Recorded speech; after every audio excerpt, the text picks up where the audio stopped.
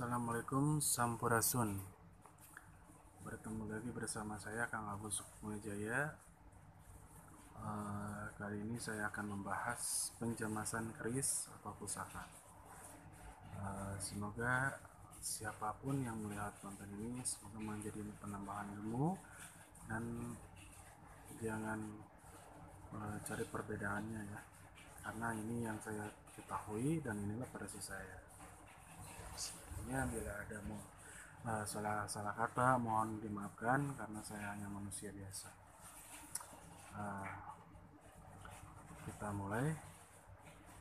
Penjamasan keris secara tradisional, perawatan keris dilakukan dengan cara yang khusus, yang berbeda dengan orang memperlakukan benda-benda gaib lain. Yang dimaksud perawatan keris di sini adalah perlakuan terhadap keris yang biasanya meliputi pemeliharaan fisik keris, penjamasan, dan pemberian sesaji. Banyak pemilik keris yang melakukan penjamasan keris secara rutin, misalnya setiap bulan suro atau maulud, dan memberikan sesaji seperti membakar dupa atau kemenyan atau sesaji kembang setiap bulan, sesaji pada malam Jumat Kliwon atau Selasa Kliwon. Bila Anda ingin menjamas keris, bulan Maulud adalah waktu yang terbaik untuk menjamas keris. Secara spiritual, bulan Maulud adalah bulan yang paling baik untuk semua keperluan yang bersifat sakral, seperti untuk ritual pembersihan diri, ruatan nasib, atau sengkala, ritual selamatan, syukuran, ritual pembersihan desa atau kampung, penjamasan pusaka, mandi kembang, berziarah, dan sebagainya. Sebagian lain orang Jawa melakukan penjamasan keris pada bulan Suro atau Muharram. Secara spiritual, bulan Suro adalah bulan yang paling tidak baik untuk semua keperluan yang mempengaruhi bersifat jangka panjang, seperti untuk memulai usaha, pindah rumah, atau perkawinan. Bulan Suro paling baik digunakan untuk upaya membersihkan diri dan lingkungan. Bulan Suro umumnya diisi dengan ritual pembersihan diri, ruatan, membersihkan rumah dan pusaka. Upaya membersihkan diri atau ruatan pribadi, berdoa memohon supaya dilapangkan atau dibukakan jalan hidup dan dijauhkan dari segala macam bentuk kesulitan. Sebaiknya juga dilakukan dengan membersihkan rumah dan lingkungannya, baik yang bersifat fisik maupun gaib. Jika Anda mengalami sakit atau penyakit yang kesulitan yang berhubungan dengan gaib, membersihkan secara sebaiknya mengikuti isi tulisan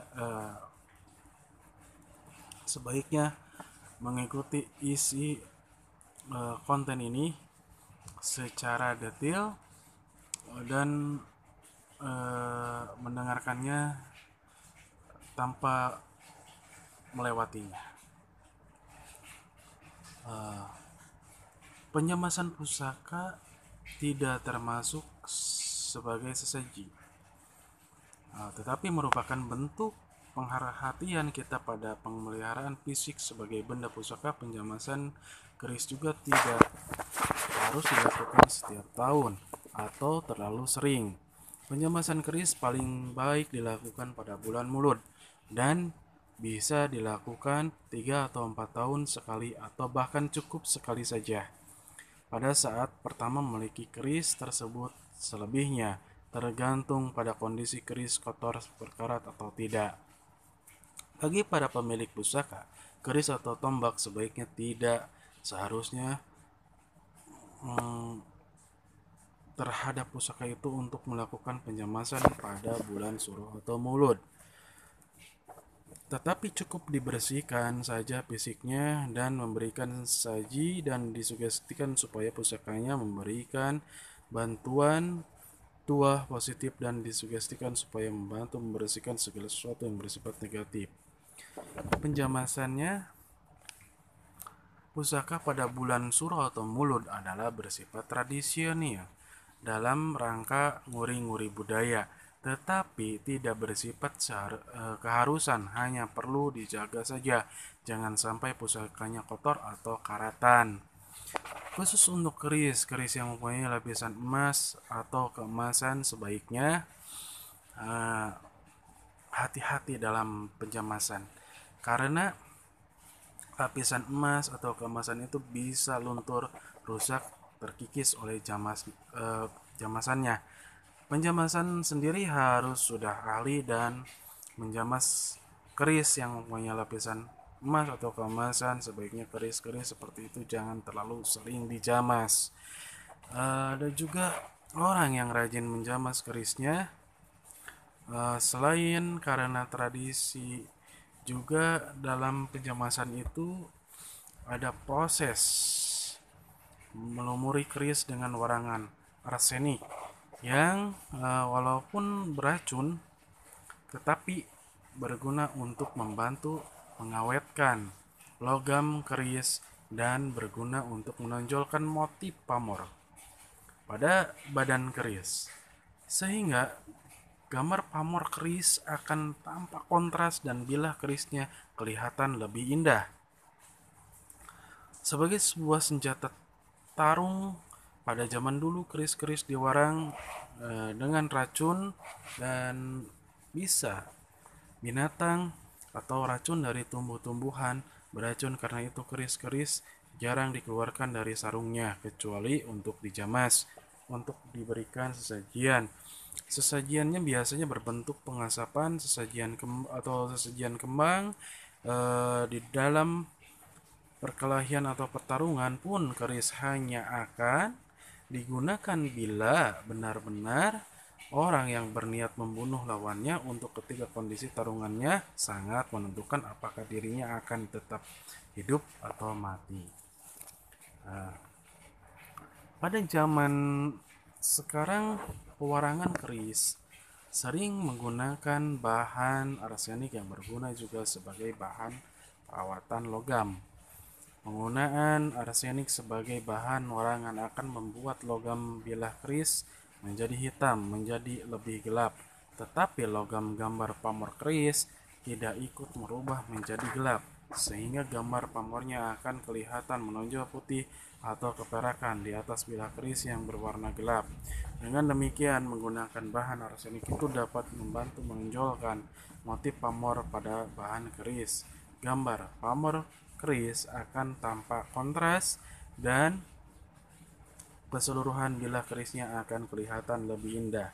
Tetapi penjamasan keris di kota kecil atau di pedesaan tidak semuanya melakukan warangan keris dengan bahan arsenik, sehingga mungkin efek pewarangan kerisnya tidak bagus yang menggunakan arsenik. Tetapi penjamasan yang menggunakan arsenik ini pun seharusnya mahir menggunakannya. Kalau tidak, maka bilah keris dan pamornya semuanya malah akan kelihatan hitam gelap.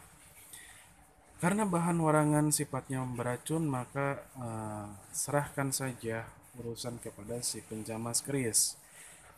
Jangan kita sendiri yang melakukan urusan si penjamas keris atau warangan dengan arsenik. Dan setiap sesudah memegang keris, sebaiknya kita segera mencuci tangan dengan sabun cuci pakaian, jangan sabun mandi karena kurang kuat kadar pembersihannya. Entah kerisnya diwarang ataupun tidak, sebaiknya setiap sudah memegang keris, kita segera bercuci tangan untuk kehati-hatian.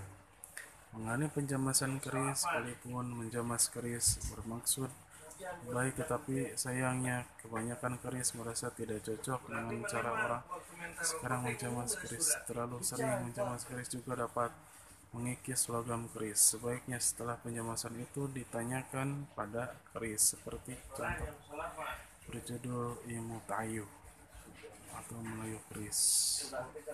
Apakah kerisnya merasa cocok dengan jamasnya? Jika kerisnya merasa cocok, lain waktu bisa dijamas lagi oleh penjamas yang sama. Tetapi bila jawabannya tidak cocok, sebaiknya pada penjamas berikutnya dicoba dijamas oleh penjamas yang lain. Sekian dulu, semoga konten ini bermanfaat. Jangan lupa subscribe-nya, dan bila ada kekurangan isi komenannya. Wabillahi taufiq wal hidayah. Wassalamualaikum warahmatullahi wabarakatuh.